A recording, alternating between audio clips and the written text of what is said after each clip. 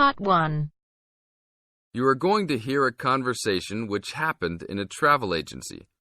First, you have some time to look at questions 1 to 5.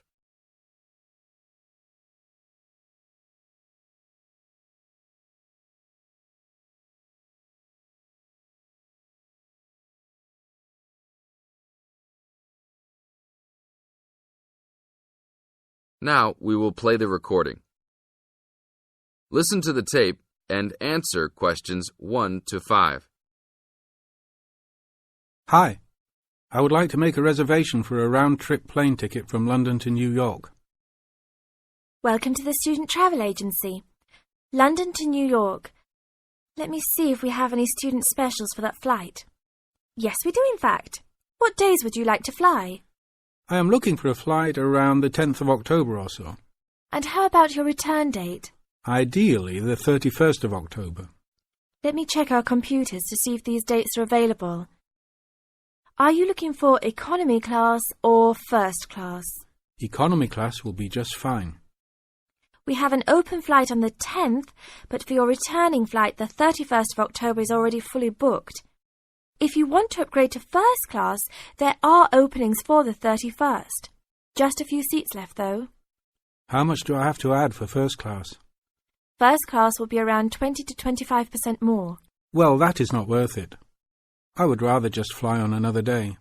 Do I have any other options? There are open seats back to London on the 1st of November. There are openings for first class that day too. No, I won't be able to do that because I have to work. Is there anything before the 31st? Maybe the 30th or 29th? Let me check. You can fly on the 29th, but not the 30th. The 29th is a little bit early. Is there any way I can be on a waiting list of some sort? Of course, but you should still confirm a return date just to be safe. Okay. How about if I book a return date on the 29th and add my name to the waiting list for the 31st? Can I do that? Sure, I can do that for you.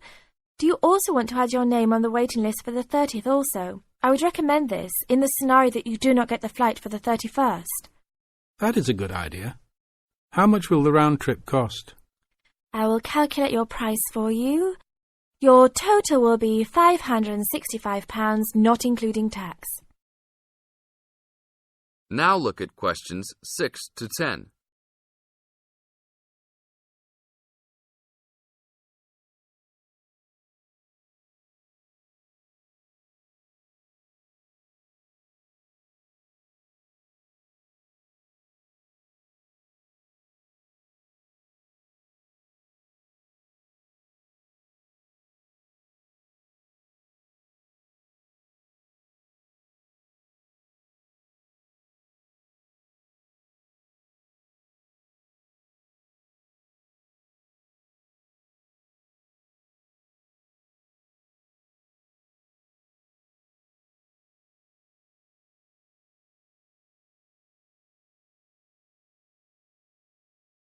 Now listen to the tape and answer questions 6 to 10. That's not too bad. Is there any discount for students? That is already including the discount. Without the discount, the price is easily over £600. Okay, that sounds good then. Please put me down for those dates. I will need your information. Name and student identification number, please. Kenneth Conley, student ID 92123020. Your phone number, please. 87052109. Please tell me your mailing address. 354 Westchester Drive, London. Thank you very much, sir. How would you like to pay for the ticket? I think I will pay in cash. Well, you don't need to pay right now, just when you come to pick up the tickets. You will need to pick up the tickets at least 2 weeks before departure. That is no problem.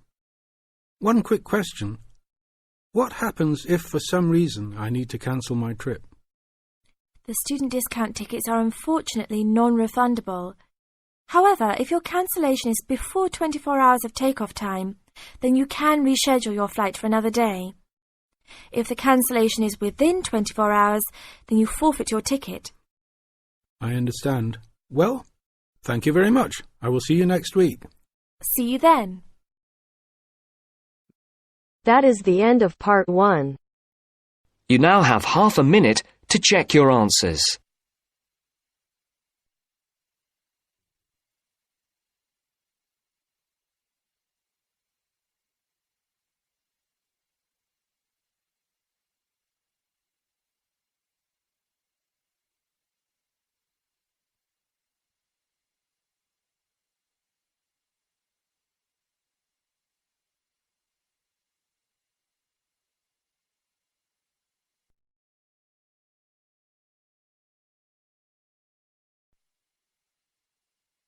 Now turns to part 2. Part 2. First, you have some time to look at questions 11 to 16.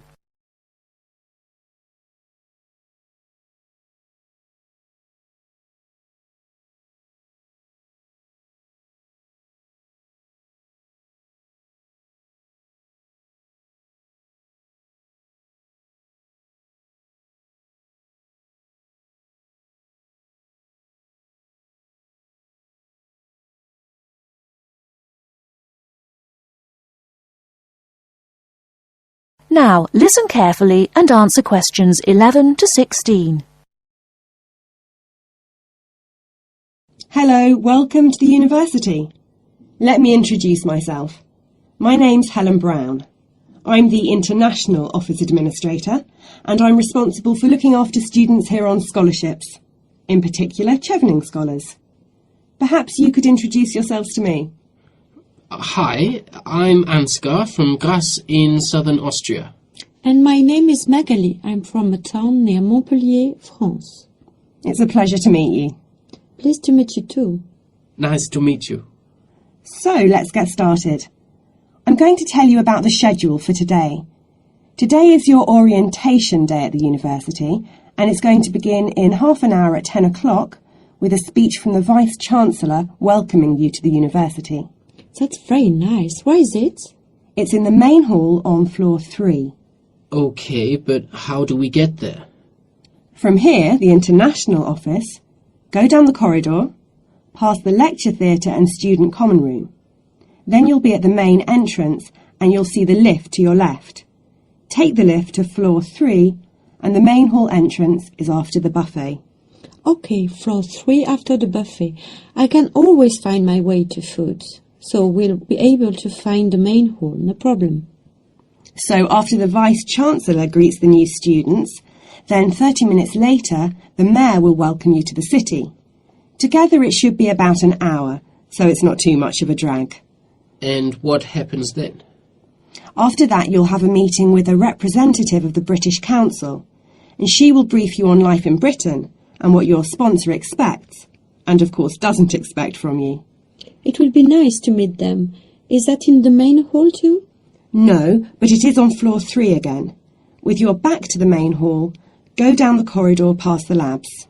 Sorry? The laboratories, on your right, and the computer cluster rooms on your left, and at the end of the corridor are seminar rooms 1 and 2. Your meeting is in seminar room 2. Did you mention what time that is? No, I didn't. It's at 11:15, and it should last about half an hour. You'll meet her a number of times during your studies, so it's important to go to that meeting. Okay, I'll make sure Magali is on time. Ansgar, I'm always on time. Very well. Now for the final part of the morning and lunch, you'll be with your department. We're both doing biomedicine. Oh, that's interesting. But we're not sure how to get to our department. Well, you don't need to go very far from seminar room 2. The laboratories and seminar rooms all belong to your department. So basically, you need to turn left out of seminar room 2 and go past the next 2 teaching rooms. Your departmental office is on the left. Will someone be there to meet us? Oh, but of course. At 12 o'clock, the course administrator will meet you at the departmental office and introduce you to members of staff and the head of department, Professor Heanue. Heanue? How do you spell that? Heanue. He will tell you about the department in your course, the coursework and academic life in Britain. Have you both got reading lists? Yes, I have. I'm afraid I haven't. You can get one at that meeting. Then finally, as it's your first day, you'll have lunch with the department staff in the refectory from 1 to 2. Oh, that's really nice. Great. There's just one more thing. In the afternoon, you have the chance to meet other international students in the main hall again, and you can ask them about their time at the university. That's from 2:30 onwards. I'm looking forward to that.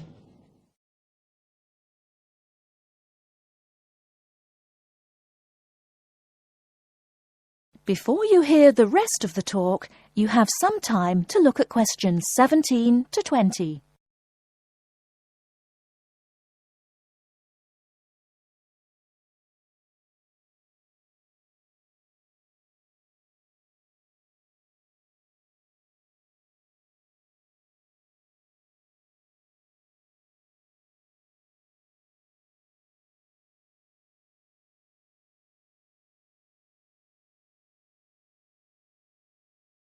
Now listen and answer questions 17 to 20. So you're thinking of opening a bank account with us? That's right. And you are an international student at the university? Yes, I am. And how did you hear about us? From Student Services.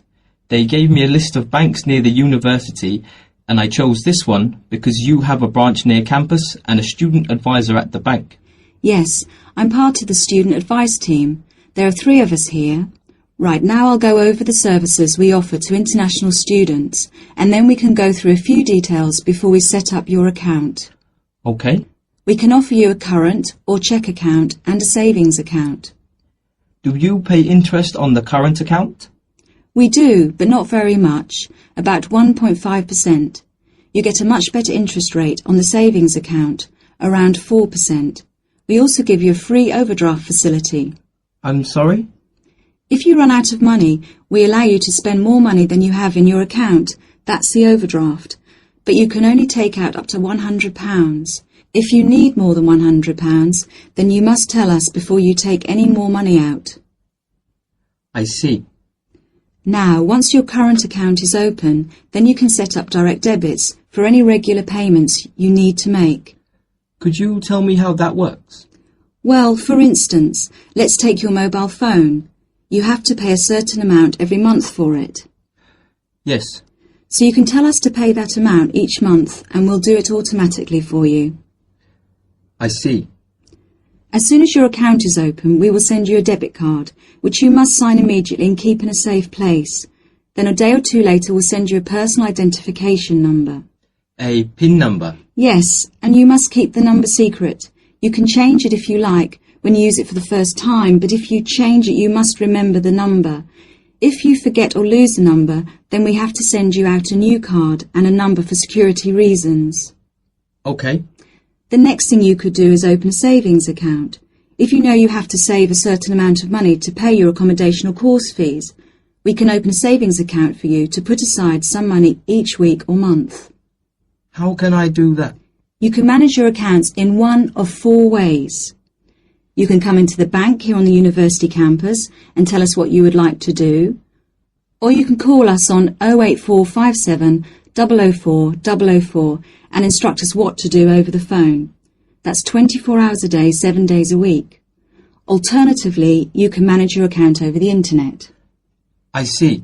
You have to go online and register at our website at www.hsbc.co.uk/online-banking before you can use the service.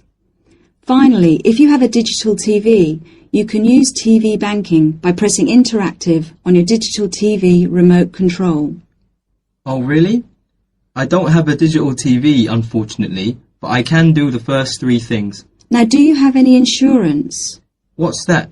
For example, if you lose something or one of your possessions is stolen, we will cover the cost of it. How much does that cost? It's £24 a year, so it really is worth thinking about. I don't need to think about that. I'll take out insurance. I'll arrange that for you as soon as your account is open. Now, would you like to go ahead and open an account with us? That is the end of part 2. You now have half a minute to check your answers.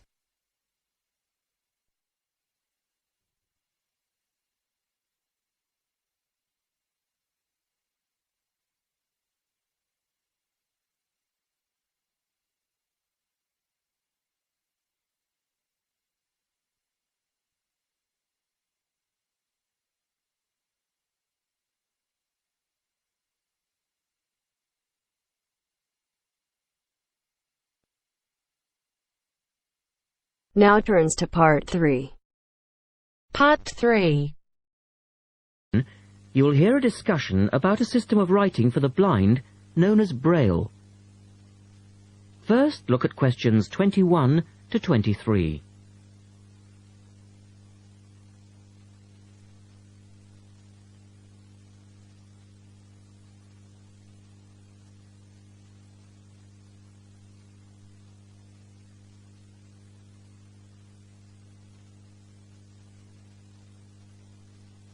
Now listen to the first part of the discussion and complete the notes for questions 21 to 23.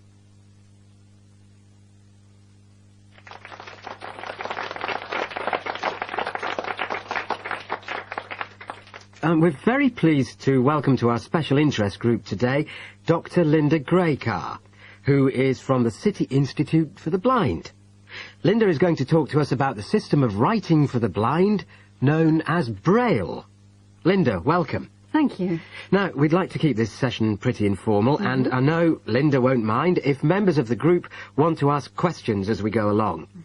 Well, let's start with an obvious one. What is Braille, and where does it get its name from? Well, as you said, Braille is a system of writing used by and for people who cannot see. It gets its name from the man who invented it, the Frenchman Louis Braille, who lived in the early 19th century. Was Louis Braille actually blind himself? Well, he wasn't born blind, but he lost his sight at the age of 3 as the result of an accident in his father's workshop.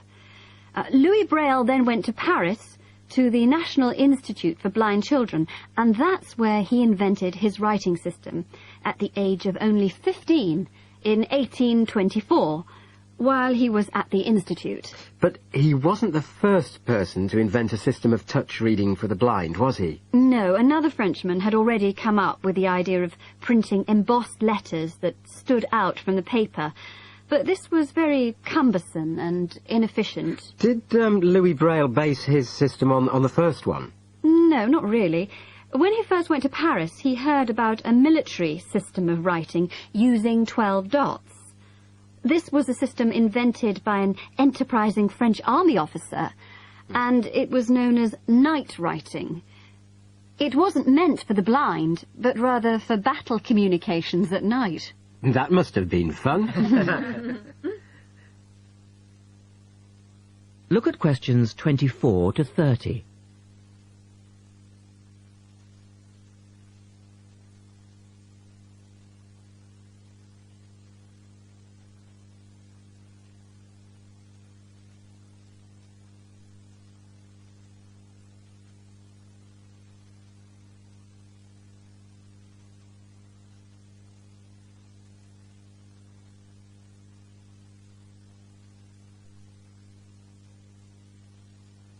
Listen carefully and answer questions 24 to 30. Anyway, Braille took this system as a starting point, but instead of using the 12 dots, which night writing used, he cut the number of dots in half and developed a 6-dot system. Can you give us a little more information about how it works? Well, it's a system of touch reading, which uses an arrangement of raised dots called a cell. Braille numbered the dot positions 1, 2, 3 downward on the left and 4, 5, 6 downward on the right. The letters of the alphabet are then formed by using different combinations of these dots. Yes? So, is the writing system based on the alphabet, with each word being individually spelt out? Well, it's not quite that simple, I'm afraid. For instance, the first 10 letters of the alphabet are formed using dots 1, 2, 4 and 5. But Braille also has its own short forms for common words. For example, B for the word but and H for have. There are many other contractions like this. So you spell out most words letter by letter, but you use short forms for common words? Yes. Though I think that makes it sound a little easier than it actually is. And was it immediately accepted? I mean, did it catch on straight away? Well, yes and no. It was immediately accepted and used by Braille's fellow students at the school, but the system was not officially adopted until 1854, 2 years after Braille's death. So official acceptance was slow in coming. I suppose it works for all languages which use the Roman alphabet. Yes, it does, with adaptations, of course. Can it be written by hand, or do you need a machine to produce Braille? Well, you can write it by hand onto paper with a device called a slate and stylus. But the trick is that you have to write backwards, from right to left, so that when you turn your sheet over, the dots face upwards and can be read like English from left to right. Oh, I see. But these days, you'd probably use a Braille writing machine, which is a lot easier. And tell us, Linda, is Braille used in other ways, other than for reading text? Yes, indeed. In addition to the literary Braille code, as it's known, which of course includes English and French, there are other codes. For instance, in 1965, they created a form of Braille for mathematics. I can't imagine trying to do maths in Braille. Yes, that does sound difficult, I agree. And there's also a version for scientific notation. Oh, and yes, I almost forgot. There is now a version for music notation as well. Well, thanks, Linda. That was most interesting. Now, does anyone have any last questions? Yes. Roughly how long does it take to learn to read Braille?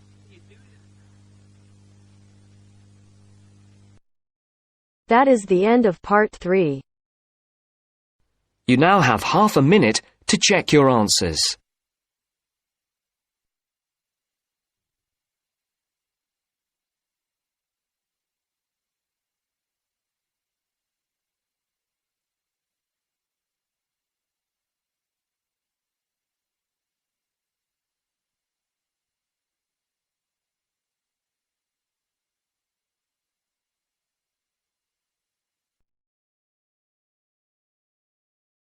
Now turns to part 4. Part 4. You will hear a media studies tutor giving a lecture about news sources. You now have 30 seconds to read questions 31 to 35.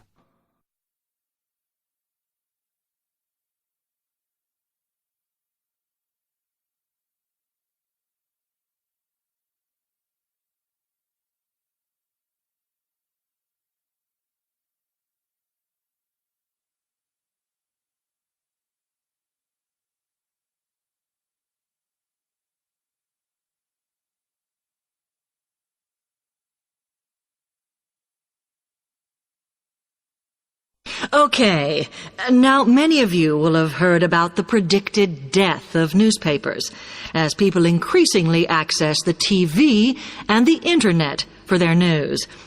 Today, I want to look at the USA, which has very advanced news sources, to see if this is actually true.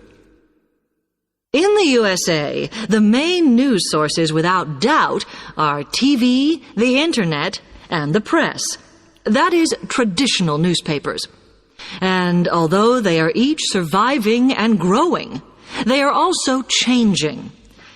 Obviously, TV news has been around for a while, and the early evening bulletins, when people get in from work, are very popular.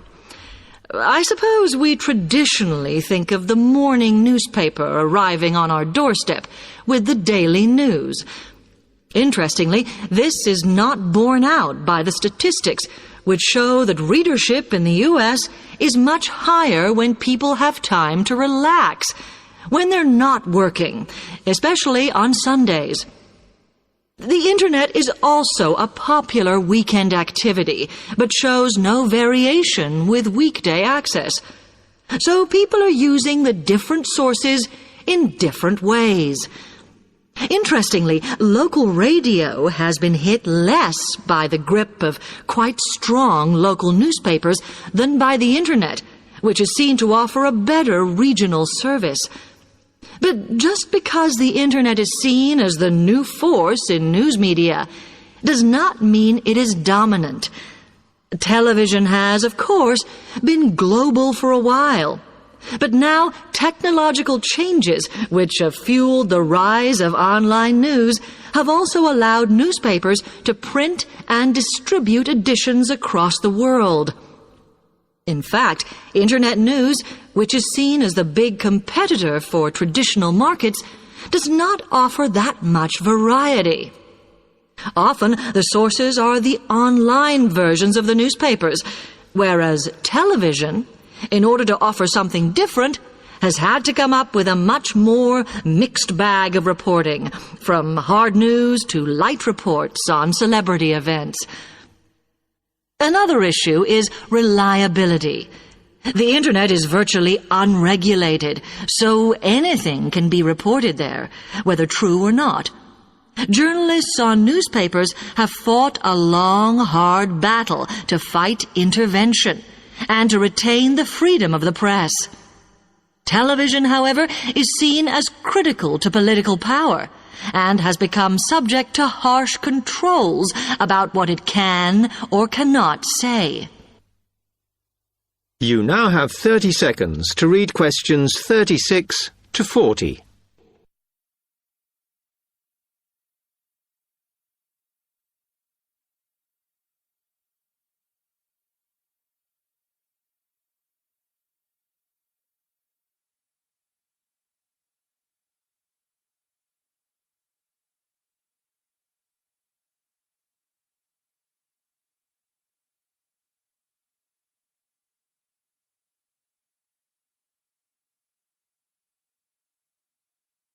Now, one very critical factor in keeping newspapers alive and well in the USA has been their approach to advertising.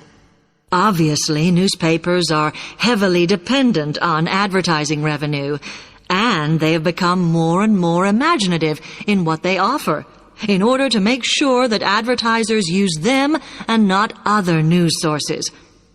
This has meant that, contrary to popular belief, newspapers now have a significantly higher profit margin than the rest of American industry. So, how have they managed to raise advertising revenue in this way? Well, they have put a lot of effort into developing and maintaining a very strong association with the retail trade. And they've come up with a winner. A critical tool in their sales plan has been suggesting that the adverts they run can have vouchers. This has been enormously effective because they have found that not only do more people buy the paper to get the discounts, but also that this inevitably means much higher sales for the clients who advertised. As well as doing this, the newspapers have also introduced aggressive sales campaigns over the last few years. This has resulted in a significant and continuing rise in the number of advertisers prepared to pay the extra for full-page ads. So, what I would like to move on to...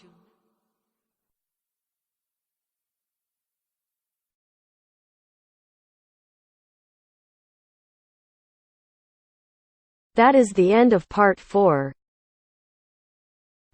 You now have half a minute to check your answers.